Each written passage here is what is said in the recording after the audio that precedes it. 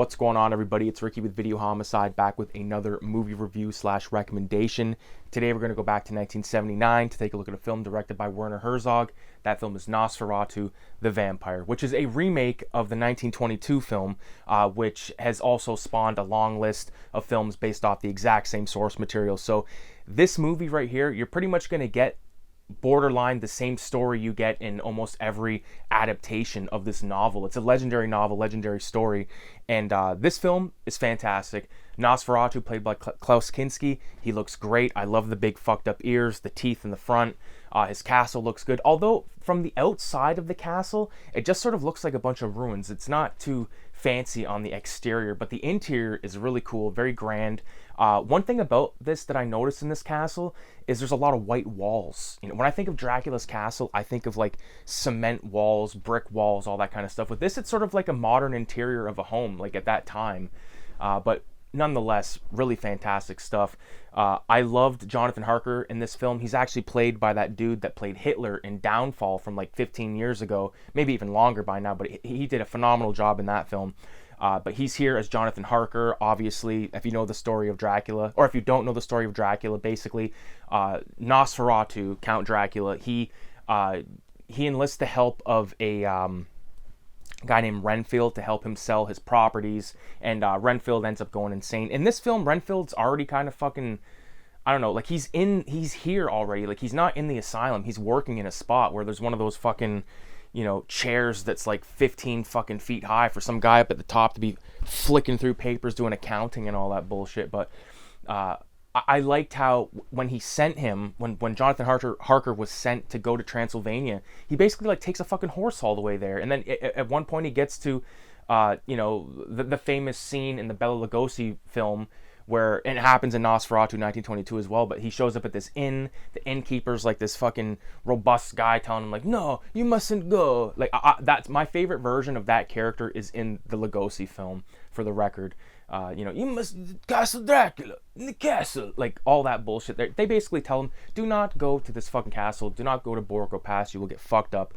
No one will give his ass a ride, so he's doing the foot and heel method, toes and heel method, whatever the fuck you want to call it. He's marching to the Borgo Pass. So he walks and he walks and he walks, and this is where it takes, you know, some of the shots, like it shows the landscape, like the mountains. It'll be like 45 seconds to 2 minutes of a single shot. You're like, holy fuck. Like those are the only parts where I was thinking, okay, this can speed up a little bit. This film could probably, it probably wouldn't suffer if you shaved like 15 minutes off the runtime and just sort of cut down those long extended shots. But he eventually gets to the Borgo Pass, where he gets a lift all the way up to the Castle Dracula. Again, the castle from the outside kind of lack fucking luster, but goes in there. He meets he meets Klaus Kinski's character, Nosferatu, Count Dracula, and you know, it's all the same old beats. You know, he cuts his finger on, that's a very old knife, it could be dirty, you'll get blood poisoning.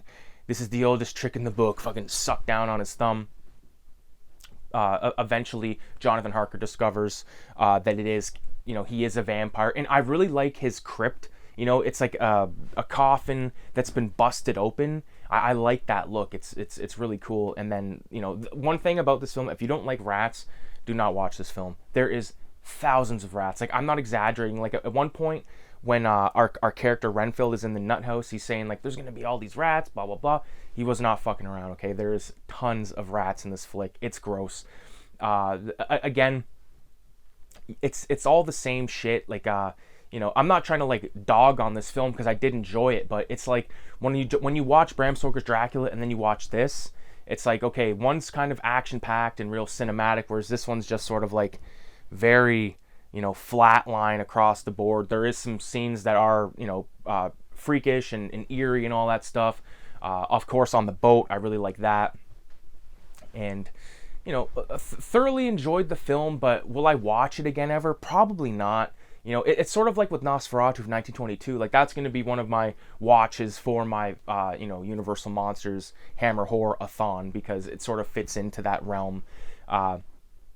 It's been ages since I watched it. I've actually started it a few times, but I can never find one that has like music that I can jive to. I almost feel like I got to just mute it and just watch it that way, because, You know, it's been through the ringer. It's public domain, so there's so many different versions of the title cards, of the sound, all this stuff. You know, I've even considered doing an audio commentary on the film and then uploading it. I did that with Night of the Living Dead with my friend Trash Dash Danny B back in the day, so you can check that out on the channel if you want.